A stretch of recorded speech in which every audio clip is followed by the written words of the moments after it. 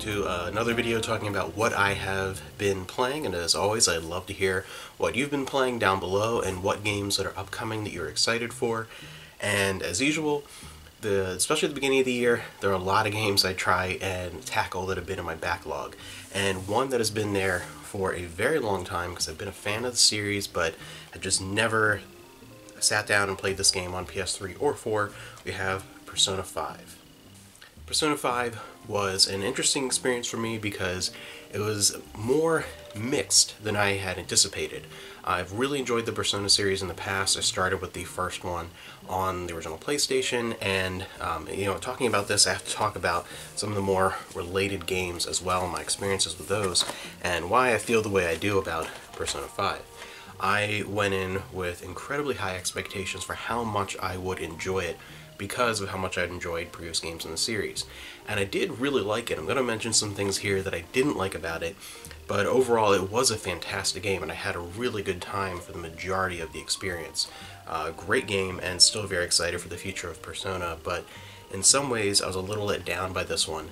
There are some things in here that I think are a huge step forward for the series, a great evolution that makes the future of the series, a Persona 6 or something, be a very exciting prospect for me in the future, but there are a few things that I also think were missteps or actually a little bit of a step back in the series. And talking about Persona, of course, Persona 1 and then both versions of 2, which we got backwards over here. We got Eternal Punishment first on PS1, didn't get Innocent Sin until PSP, but those are great games in their own right, and I think story-wise and tone are just as good as the newer ones, if not better. Eternal Punishment I really love, but I do like and really appreciate and prefer the way they have changed and evolved the series, starting with Persona 3, and made it its own thing. Made it stand out, be something very different from the more mainline S&T titles, Nocturne, 4, Digital Devil Saga, and then you have Survivor and Summoner and all those things. Persona has become very much its own thing and super popular for good reason, and I love the way what they did with the series, starting with 3. This is the FES version, and it's been like a decade since I originally played 3 and 4, so a long time before getting into 5 now in the very beginning of 2021, and I love what they did with the series, and it's such a cool thing. I know some people that are more into the more Nocturne, more that type of style, and I like them both for totally different reasons. They're really close as far as how much I enjoy them. I love the social link elements and all that different stuff. It's just something very unique, especially at the time when the Persona 3 came out, and I loved it, and this is my favorite one overall, Persona 3. Really enjoy it. I liked the change in tone and setting with 4. This is my second favorite in the series, Persona 4. Really enjoyed that. Again, I loved being outside the big city. I loved the way the characters within that setting evolved and really felt like a great group of friends. Really understand the popularity of 4. Again, I prefer 3 a little bit more. I think tonally it's more of a cross between what Persona would become and its roots. So I think I really enjoy 3 in that way, but there were some definite improvements in structure and gameplay in 4. And then 5 did the same thing. There are some elements that are even better than 3 and 4. There's so much more to explore in this as far as locations to either actually physically go through and explore different shops and do activities, or even just things to take little trips, dates or trips with friends or whatever. That was expanded so much in 5. I really love that because I enjoy those portions of the game and doing the school life elements, and I like what that adds to everything with the daily schedule and that kind of stuff. Loved it. I think this was probably the best in as far as having the most content for that, and really well done. The other thing that was greatly improved, the biggest thing that I will give the nod to for Persona 5, which I think bodes well for the future of the series, but they also had a few missteps, was the designs of the dungeons. In Persona 3, when you are basically just climbing up the tower, it is a little bit of samey. It is not very imaginative. It's not as much of a style within just going up and up to each level, but it's still very exciting, and I loved it, and it was paced very, very well. But that's an element that has evolved in the series with Persona 4, where the dungeons had a little more detail and style to them. They're a little more individualized. There's still a lot of the sort of random generated dungeon crawling elements to it, but it definitely felt like a step up. And then 5, take things a step further. Everything was a handcrafted experience. The puzzles were much more interactive and themed and were fantastically well done. Each person that you were going to steal their heart in their palace, that dungeon was just incredible.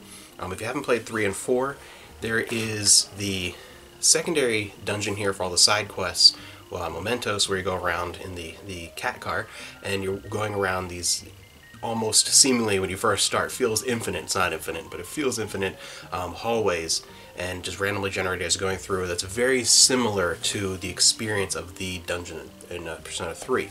So if you haven't played that, it's very similar to that as the main thing. But gets into the problem that I had with Persona 5. It's too much.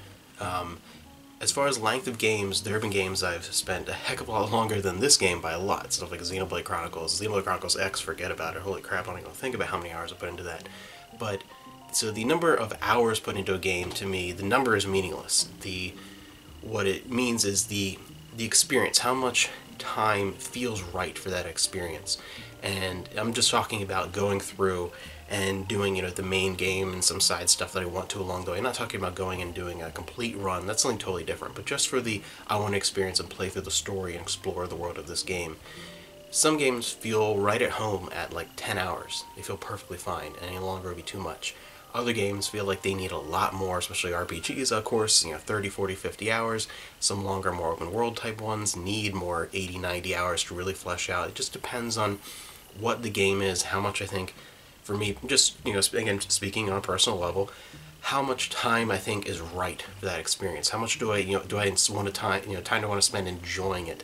And Persona 5 really felt stretched out and overstayed its welcome. I think comparatively, again, it's been so many years, but comparatively to 3 and 4, I think I spent on this, initial playthrough through the storyline and everything, probably a good 20 hours more than I did in 3 or 4. And it didn't feel necessary. Again, I love the way the dungeons are done, and they are a huge evolution for the series, a big step up from 3 and 4. But I think the one mistake was there were a lot of interesting and unique puzzles and different layers to each one of the palaces, but they were frequently too long or overdone. A couple instances, without spoiling anything, just kind of talking about the puzzle itself, not story-wise what's going on within that context. Two that really stick out in my mind immediately when I think about that. There's one where you have a maze of rooms with shadows, with enemies walking about, and there are different statues placed in each of the rooms. In any room with a statue in, you are transformed into a mouse. You basically, it's a death sentence to be caught by enemies, and you have to escape. You can't open doors or anything because you're a mouse. You can't push open a door, and there are locked doors all over the place. So the puzzle is to go through these areas where you are turned into a mouse and find little air ducts or things to sneak in and get around areas, then turn back to normal, unlock doors or whatever, eventually find something that turns the ability to turn into a mouse on and off, and you have to get back to that room and do that a couple times to try and figure out the puzzle of the different rooms, and there's extra stuff to get items and whatever. And it's a really cool, unique idea. It plays out really well.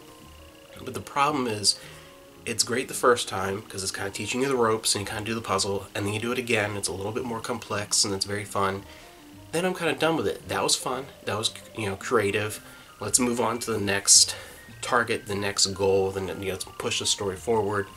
But no, you have to do that same style of puzzle a total of 4 times. And again, this is how a lot of the game felt, even in some of its storytelling too. It felt the same way, where it felt like this is interesting and creative and fun, doing it 1 or 2 times, but you got to do it 3 or 4 times instead, and it overstays its welcome. Same thing in, there's a casino palace within this, and the beginning stages are fantastic because it's all about, it really lives up to, again, the style and the environment. It feels like, right on a casino, and the games are rigged, and you have to unrig the games and do that whole thing, and that's great. And it feels like that was fun, it fit the theme, it was well done, and then it should have moved on. Instead, you have a whole nother level where you have to go through an entire mini maze completely in the dark, and that was just annoying. It was obnoxious. I had no fun with that element. It was just annoying. And then you also have to do something else, and then you can move on. And it just felt like there were a lot of points in here, again, in the dungeons, in even some of the storytelling, in some of the side quest stuff. There was a lot of times where it was stretched out, or it overstayed its welcome, or it went from this is fun and creative, then I just kind of want to move on. It's just kind of getting annoying now to complete. And I kept hitting that while playing Persona 5, where I absolutely loved it, and then I'd hit this wall of like, I just want to be done this thing. I just want to save my game and move on to the next thing. And you couldn't, and it was just obnoxious. And the idea too, then you have, again, I talked about the sort of secondary dungeon where you do all the side quests. You receive all these notifications, and you get all these targets that you have to try and change the hearts of these individuals, smaller individuals, not ones at big palaces, but just in this random generated dungeon as you go through. And again, a lot of those just felt dragged out and too long, and it was a big problem with the game for me, is that I felt like the pacing in comparison to 3 and 4 was a little off. And I also have to mention too, because I bring it up a lot, the kind of forgotten Persona game that I just got on the Switch and originally played, of course, on the Wii U, Tokyo Mirage Sessions, which very much has a lot of the same elements of Persona. It feels closest to a Persona game it feels closer to a Persona game with Fire Emblem elements than it does a more mainline series with Fire Emblem elements. It definitely feels more Persona, and this, I think, does the same thing. The dungeons were nowhere near as puzzle heavy and quite as elaborate as those in 5, but were much more themed and interesting, and this is kind of the next step. As far as the dungeon design and the way things are implemented with the social links and stuff, it really feels like 3, 4 improved that a little bit more, and this is the next step.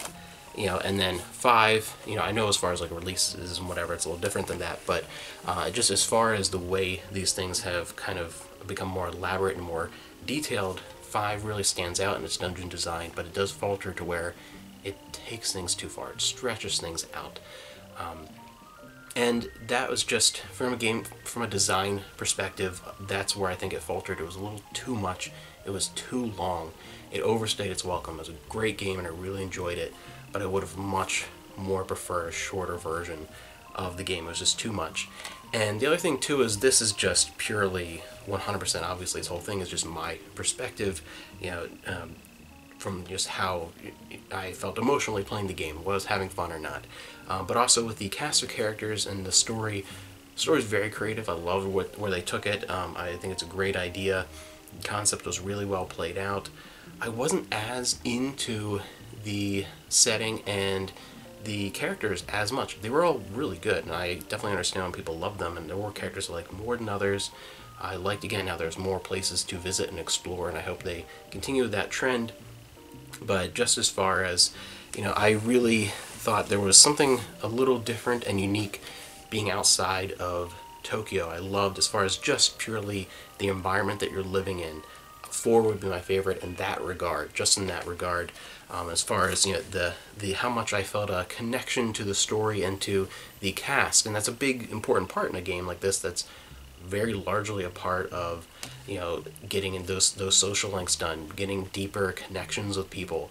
It's a very important element in a more modern Persona game, and I just felt more connected with the characters in 3 and 4.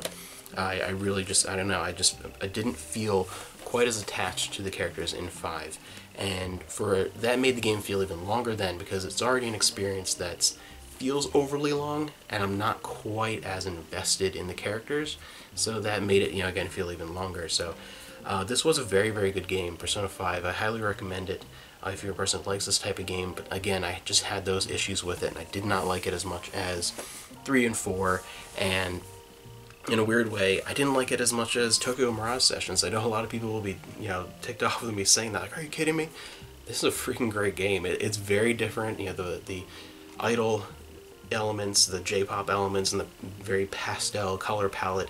It's something very different, but I feel like this is just such an underrated Persona game with a fantastic battle system, and it's a wonderful, wonderful game that people just need to check out, especially on the Switch, because now it's on there.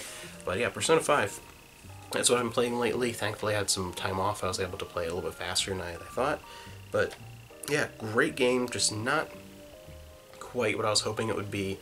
It improved in some ways. I think didn't quite succeed in others. And just a game that makes me very excited for the idea of a Persona 6. But I will be a little more I guess want to check more reviews out and things like that for Persona 6 after this experience to see how they tweak those kind of things, because great game, just overstayed its welcome.